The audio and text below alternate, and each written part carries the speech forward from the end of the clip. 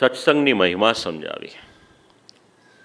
ન રોધયતિ મામ યોગો ન સાંખ્યમ ધર્મ એવ ચ. ભગવાન કહેશે કે મને પ્રાપ્ત કરવાને માટે કોઈ યોગનો પ્રયત્ન કરે, કોઈ સાંખ્યનો પ્રયત્ન કરે, કોઈ સ્વાધ્યાયનો પ્રયત્ન કરે, કોઈ તપ કરે, કોઈ ત્યાગ કરે, આ બધાથી હું જેટલો પ્રસન્ન ન થઉં એના કરતાં વધારે પ્રસન્ન અગર કોઈનાથી થવું તો એ પ્રસન્નતા મને સત્સંગથી પ્રાપ્ત થાય. તો સત્સંગ એટલે શું? ગઈકાલે એક બે વાક્ય કયા હતા કદાચ યાદ હોય. સત્પુરુષોનો સંગ એનું નામ સત્સંગ. જે સંગ જડભરતજી અને રાજા રઘુગણનો થયો એ સત્સંગ. જે સંગ થયો સૂત મહર્ષિ અને શૌનક ઋષિનો આ સત્સંગ છે.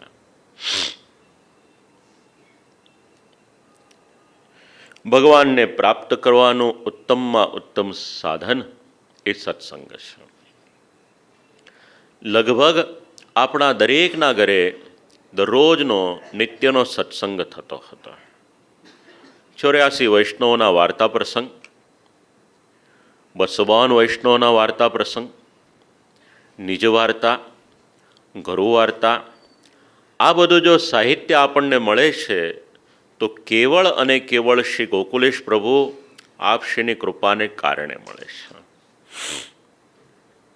શ્રી ગોકુલેશ પ્રભુ વર્ણન કરે બધા પ્રસંગોનું અને એમના કોઈક સેવક ઘરે આવી અને આ બધા પ્રસંગો લખી લેતા હતા.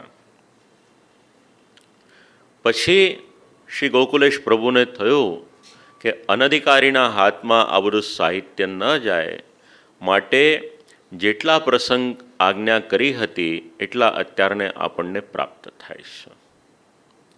એવું નહોતું કે શ્રી આચાર્યચરણના કેવળ 84 સેવક હતા કે શ્રી ગોસાઈજી પ્રભુચરણના કેવળ 252 જ સેવકો હતા, એવું નહોતું. પ્રસંગો વાંચશો તો ખ્યાલ આવશે આખું ગામનું ગામ આપશ્રીની પાસેથી દીક્ષિત થતું હતું. તો સત્સંગનું આટલું બધું મહાત્મ્ય શેના માટે?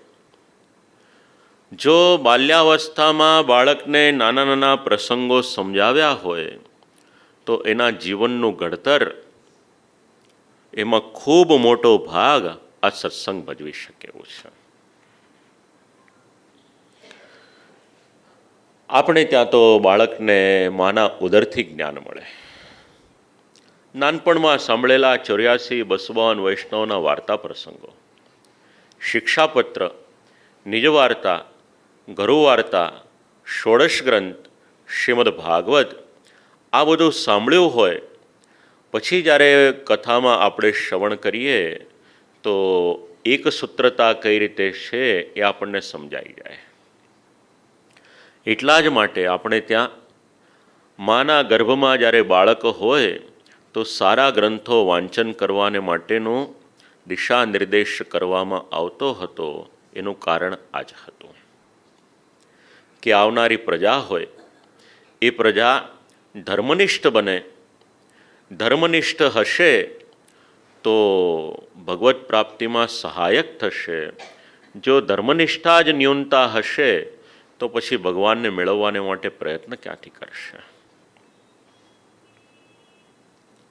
બાળકને જન્મ આપવો, એને સંસ્કાર આપવા, સંસ્કારના ખૂબ સુંદર પ્રસંગ શ્રી ગોકુલેશ પ્રભુના હાસ્યામૃતમાં છે. માં જેવું આચરણ કરે એ પ્રમાણેના બાળક થાય એવો પ્રસંગ શ્રી ગોકુલેશ પ્રભુએ ખૂબ જ સુંદર વર્ણન કર્યો છે. પણ કદાચ કોઈકનું મન દુભાય એવું એકાદ વાક્ય એમાં આવે એટલે આપણે એને સાંભળવા કરતાં વાંચીએ તો એ વધારે શ્રેયસ્કર છે.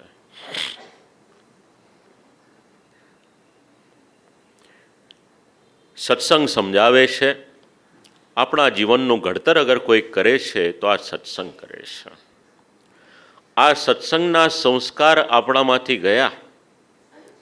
ત્યાં જે સમય આપતા હતા એ સમયે આપણે આપણા હાથમાં રહેલા મોબાઈલને આપ્યો. સ્માર્ટફોન કહીએ છીએ આપણે. દુનિયાના ઘણા બધા દેશોમાં જે થઈ રહ્યું છે વાંચો. રશિયા જેવા દેશે પણ એવું જાહેર કરવું પડ્યું કે બાળક 16 વર્ષનું ન થાય ત્યાં સુધી ભણવા આવે ત્યાં સુધી એને હાથમાં સ્માર્ટફોન આપશો નહીં. આપણા ઘરનું નાનું બાળક હોય, જન્મતાની સાથે થોડી સમજણ આવે એટલે આપણે એને રમવાને માટે સેલફોન આપીએ છીએ.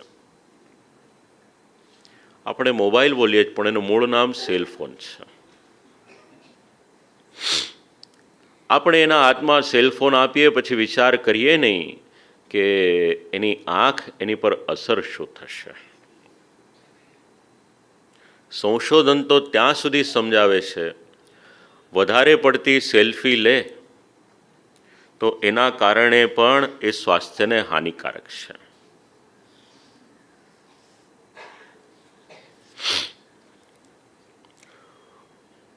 જમાનાને અનુરૂપ રહીએ સારું છે, પણ એના માટે એક નિશ્ચિત સમય હોય અને એટલા પૂરતો ઉપયોગ કરીએ, પોતાના કાર્યના પૂરતો ઉપયોગ કરીએ અથવા તો જમાનાની સાથે રહેવાને માટે ઉપયોગ કરીએ તો એ વધારે શોભાસ્પદ છે. નહીતર પછી દુનિયાના ઘણા બધા સુધરેલા દેશો, એમને ત્યાંના ડૉક્ટર અને આપણે ત્યાંના ડૉક્ટરે પણ આના માટેના જે પ્રિકોશન્સ લેવાનું જાહેર કરવું પડ્યું એ કરવું ન પડત.